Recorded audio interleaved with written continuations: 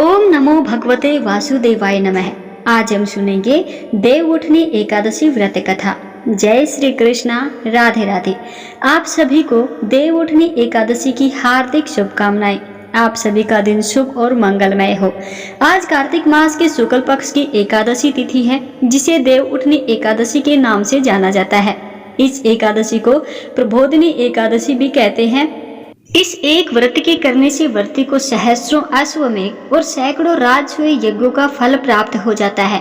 इस व्रत के प्रभाव से उसे चीर पराक्रमी और यशस्वी पुत्र की प्राप्ति होती है।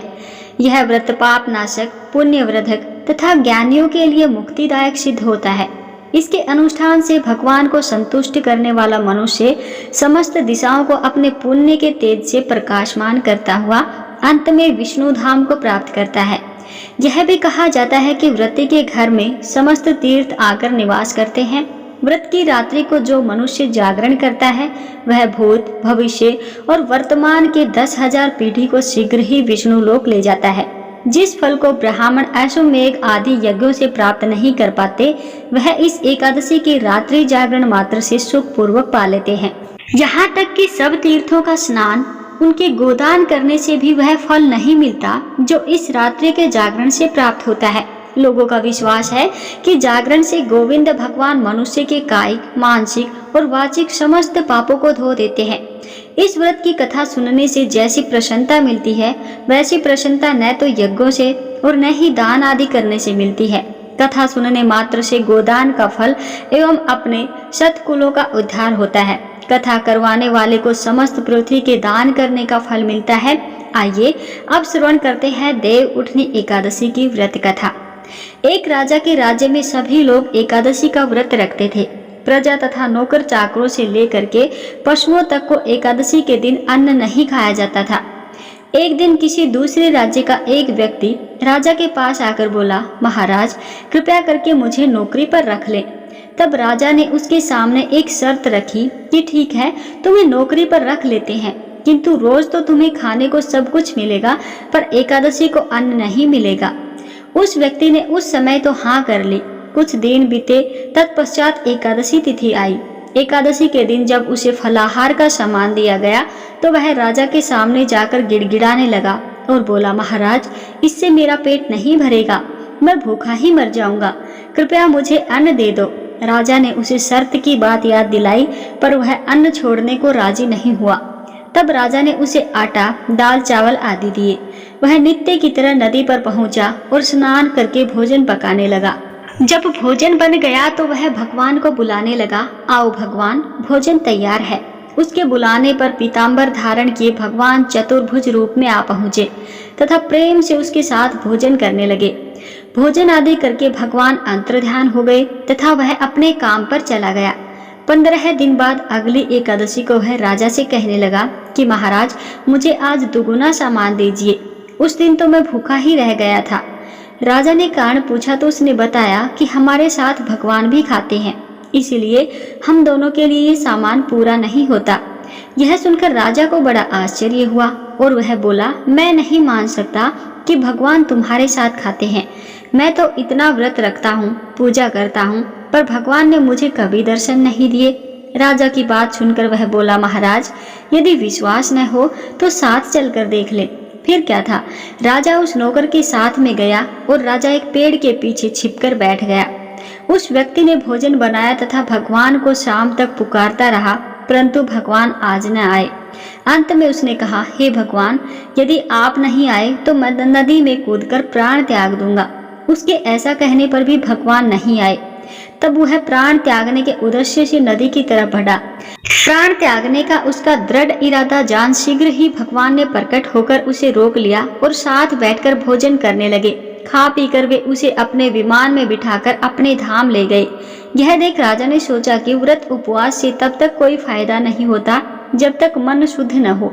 इससे राजा को ज्ञान मिला और वह भी मन से व्रत उपवास करने लगा और अंत में स्वर्ग को प्राप्त हुआ। आइए अब श्रवण करते हैं देव उठनी एकादशी की दूसरी व्रत कथा, जिसे सुनने मात्र से सभी मनोकामनाएं पूरी होती हैं। एक राजा था, उसके राज्य में प्रजा सुखी थी तथा एकादशी को कोई भी अन्न नहीं बेचता था। सभी फलाहार करते थे। एक बार भगवान ने राजा की परीक्षा लेनी चाही। भगवान ने एक सुंदरी का रूप धारण किया तथा सड़क पर बैठ गए। तभी राजा उधर से निकला और सुंदरी को देखकर चकित रह गया। उसने पूछा, हे सुंदरी, तुम कौन हो? इस तरह यहाँ पर क्यों बैठी हो? तब सुंदर स्त्री बने भगवान बोले, मैं निराश्रिता हूँ। नगर में मेरा कोई जान पहचान वाला नहीं है, किससे सहायता मांगू? राजा उसके रूप पर मोहित हो गया था। वह बोला, तुम मेरे महल में चलकर मेरी रानी बनकर रहो। सुंदरी बोली, मैं तुम्हारी बात मानूंगी, पर तुम्हें राज्य का अधिकार मुझे सौंपना होगा, अर्थात राज्य पर मेरा पूर्ण अधिकार होगा।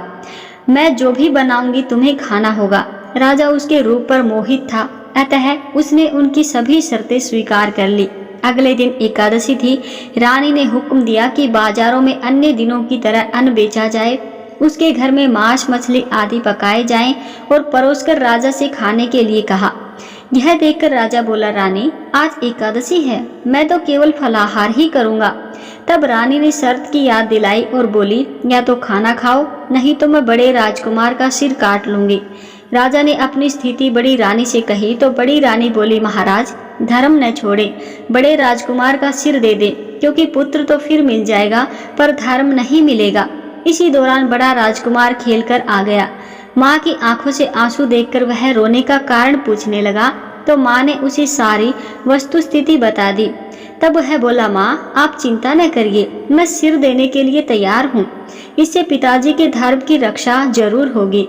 राजा दुखी मन से राजकुमार का सिर देने को तैयार हुआ तो रानी के रूप में भगवान विष्णु साक्षात प्रकट हुए और राजा को असली बात बताई। भगवान श्री हरि विष्णु जी ने कहा, हे राजन, तुम इस कठिन परीक्षा में पास हुए। भगवान ने प्रसन्न मन से राजा से वर मांगने को कहा तो राजा बोला, हे प्रभु, आपका दिया सब कुछ है, हमारे पास, आप हमारा उद्धार करें। उसी समय वहां एक विमान उतरा। राजा ने अपना राज्य पुत्र को सौंप दिया और विमान में बैठकर परम धाम को चला गया। बोलिए लक्ष्मी नारायण भगवान की जय। देवउठनी एकादशी की एक प्रमुख कथा शंकासुर नामक राक्षस की है। शंकासुर ने तीनों लोकों में बहुत ही उत्पात मचाया हुआ था। तब सभी देवताओं के आग्रह करने पर भगवान विष्णु ने उस राक्षस से युद्ध किया और यह युद्ध कई वर्षों तक चला। युद्ध में वह असुर मारा गया और इसके बाद भगवान विष्णु विश्राम करने चले गए। कार्तिक मास शुक्ल पक्ष की एकादशी के दिन भगवान विष्णु की निद्रा टूटी थी और सभी देवताओं ने भगवान विष्णु की पूजा की थी। शिव महापुराण के अनुसार पौराणिक समय में दैत्यों का राजा दंभ हुआ करता था और वह बहुत बड़ा विष्णु भक्त था। कई सालों तक उसके यहाँ संतान नहीं होने के कारण उसने शुक्राचार्य को अपना गुरु बनाकर उनसे श्री कृष्ण मंत्र प्राप्त किया।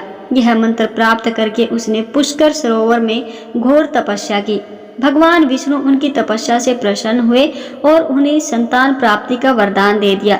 भगवान विष्णु के वरदान से राजा दंभ के यहाँ एक पुत्र ने जन्म लिया और इस पुत्र का नाम शंखचूड़ रखा गया। बड़ा होकर शंखचूड़ ने ब्रह्मा जी को प्रसन्न करने के लिए पुष्कर में घोर तपस्या की।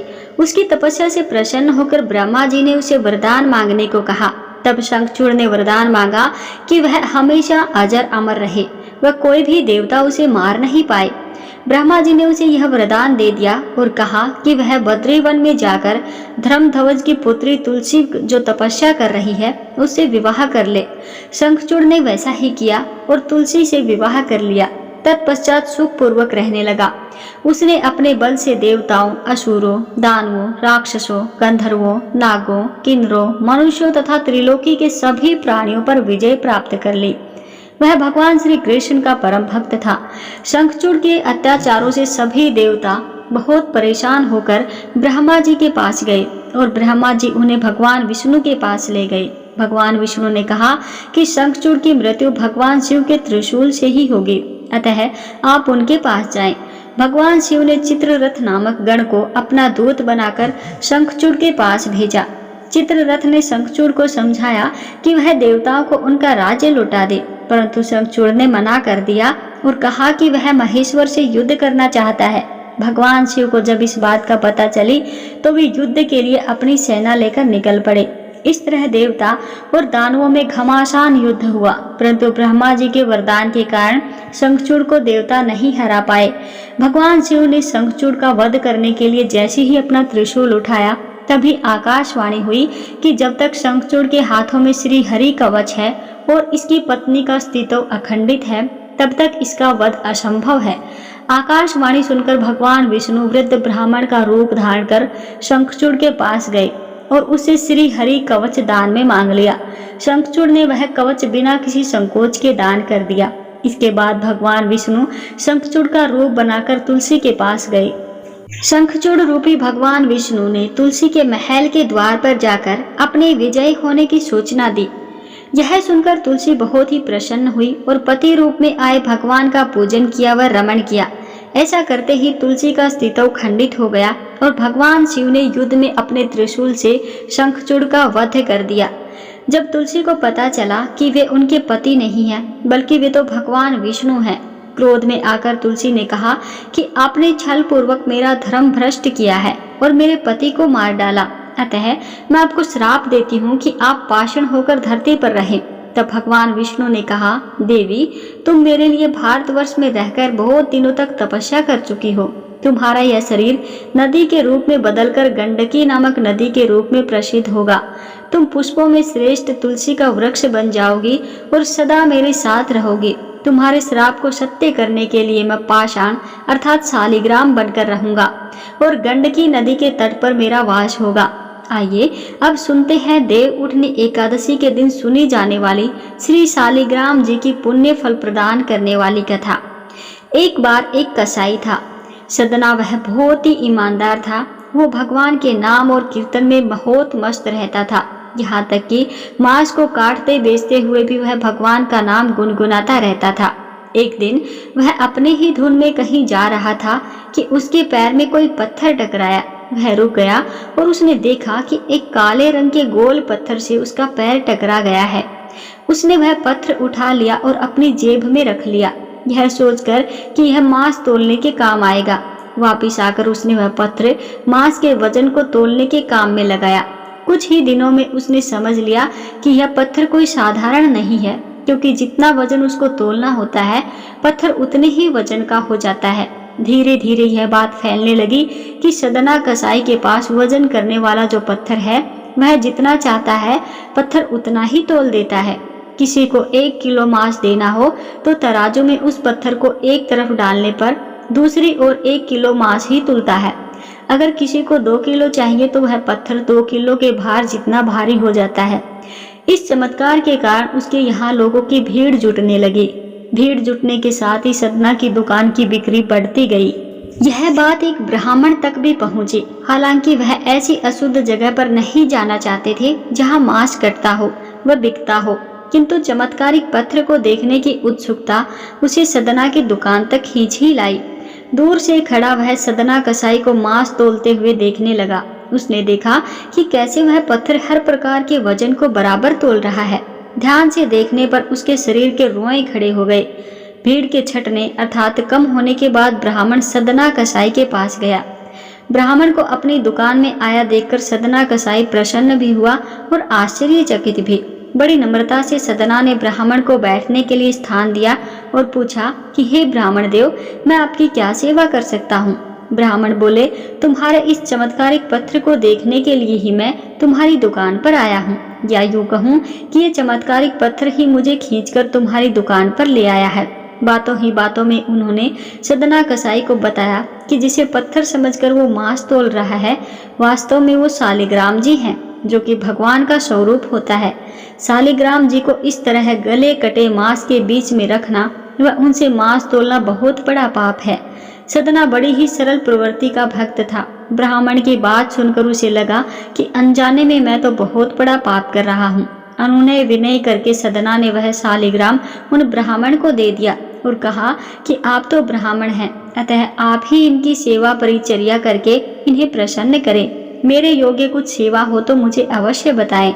ब्राह्मण शालिग्राम जी की शिला को बहुत सम्मान से घर ले आए। घर आकर उन्होंने श्री शालिग्राम जी को स्नान करवाया पंचामृत से अभिषेक किया व पूजा अर्चना आरंभ कर दी।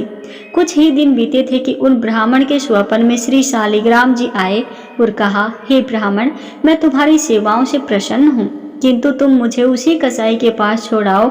स्वप्न में ही ब्राह्मण ने शालिग्राम भगवान से कारण पूछा तो उत्तर मिला कि तुम मेरी पूजा अर्चना करते हो, मुझे अच्छा लगता है, परंतु जो भक्त मेरे नाम का गुणगान कीर्तन कर रहे हैं उनको मैं अपने आप को भी बेच देता हूँ। सदना तुम्हारी तरह मेरी सेवा नहीं करता, परंतु हर समय मेरा नाम गुनगुनाता रहता है, जो मुझे बहुत अच्छा लगता है, इसीलिए तो मैं उसके पास आया था। ब्राह्मण अगले दिन ही सदना कसाई के पास गया और उनको प्रणाम करके सारी बात बताई। तत्पश्चात श्री शालिग्राम जी को उन्हें सौंप दिया। ब्राह्मण की बात सुनकर सदना कसाई की आंखों में आंसू आ गए। मन ही मन उन्होंने मांस बेचने खरीदने के कार्य को तिलांजलि देने की सोची और निश्चय किया कि यदि मेरे ठाकुर जी को कीर्तन पसंद है तो मैं अधिक से अधिक समय कीर्तन ही करूंगा। देव प्रबोधिनी अर्थात देव उठनी एकादशी के दिन भगवान शालिग्राम व तुलसी का विवाह संपन्न कर मांगलिक कार्यों का प्रारंभ किया जाता है। हिंदू धर्म मान्यता के अनुसार इस दिन तुलसी शालिग्राम विवाह करने से अपार पुण्य प्राप्त होता है। आइए अब अंत में श्रवण करते हैं घर में सुख समृद्धि बनाए रखने वाली माता लक्ष्मी की कथा। बनारस में एक बड़े धनवान सेठ रहते थे। वह विष्णु भगवान के परम भक्त थे और हमेशा सच बोला करते थे। एक बार जब भगवान सेठ जी की प्रशंसा कर रहे थे तभी माँ लक्ष्मी ने कहा, हे स्वामी, आप इस सेठ की इतनी प्रशंसा किया करते हैं, क्यों न आज उसकी परीक्षा ली जाए और जाना जाए कि क्या वह सचमुच इसके लायक है भी या नहीं।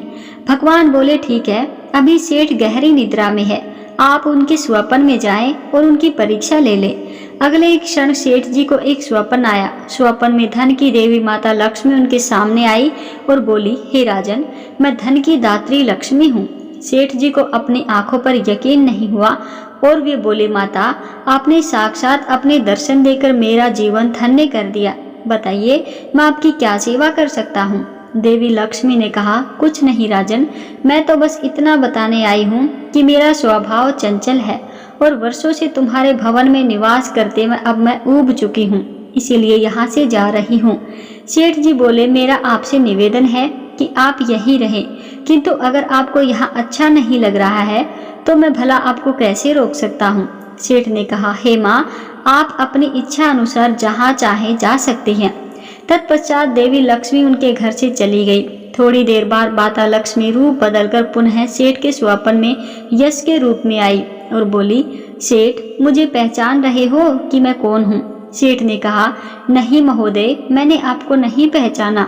यश ने बोला कि मैं यश हूँ, मैं तेरी कीर्ति और प्रसिद्धि का कारण हूँ, लेकिन अब मैं तुम्हारे साथ नहीं रहना चाहता, क्योंकि माँ लक्ष्मी यहाँ से चली गई है, इसलिए मेरा भी यहाँ कोई काम नहीं है।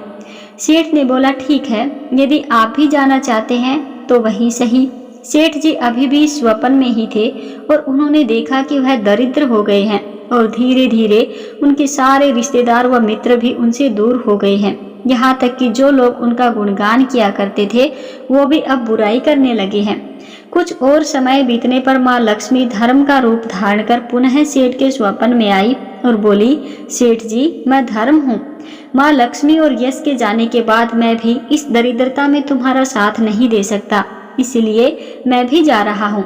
फिर सेठ ने कहा, जैसी आपकी इच्छा। सेठ ने उत्तर दिया और धर्म भी वहाँ से चला गया। और कुछ समय बीत जाने पर माँ लक्ष्मी सत्य के रूप में स्वप्न में प्रकट हुई और बोली, हे सेठ, मैं सत्य हूँ। लक्ष्मी, यश और धर्म के जाने के बाद अब मैं भी यहाँ से जाना चाहता हूँ।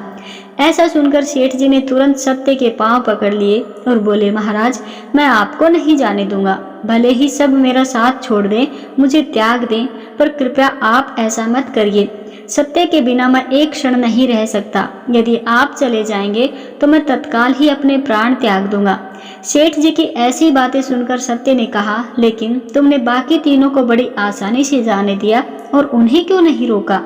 सेठ जी बोले, मेरे लिए वे तीनों भी बहुत महत्व रखते हैं, लेकिन उन तीनों के बिना भी मैं भगवान के नाम का जप करते करते उद्देश्यपूर्ण जीवन जी सकता हूँ। परंतु यदि आप चले गए तो मेरे जीवन में झूठ प्रवेश कर जाएगा और मेरी वाणी अशुद्ध हो जाएगी। भला ऐसी वाणी से मैं अपने भगवान की वंदना कैसे कर सकूंगा।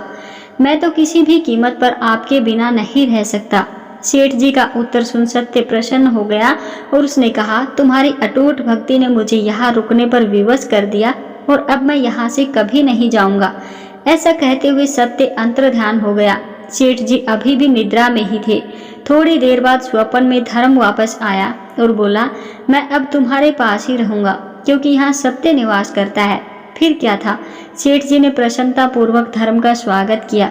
उसके बाद तुरंत यश भी लौट आया और बोला, हे सेठ, जहाँ सत्य और धर्म है वहाँ यश स्वतः ही आ जाता है, इसीलिए अब मैं भी तुम्हारे ही साथ रहूंगा।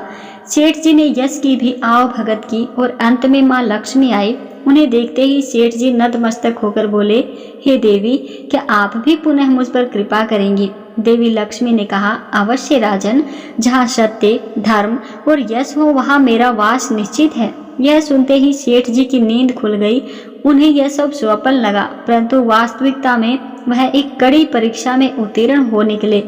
हमें भी हमेशा याद रखना चाहिए कि जहाँ सत्य निवास होता है वहाँ यश, धर्म और देवी लक्ष्मी का निवास स्वतः ही हो जाता है। सत्य है तो सिद्धि, प्रसिद्धि और समृद्धि है। प्रेम से बोलिए, लक्ष्मी नारायण भगवान की जय। जय श्री हरि विष्णु जी महाराज। तो दोस्तों, उम्मीद करते हैं आपको ये कथाएं अच्छी लगी होंगी। आप इन कथाओं को अन्य लोगों के साथ भी शेयर कीजिए। कमेंट बॉक्स में जय श्री हरि अवश्य लिखिएगा।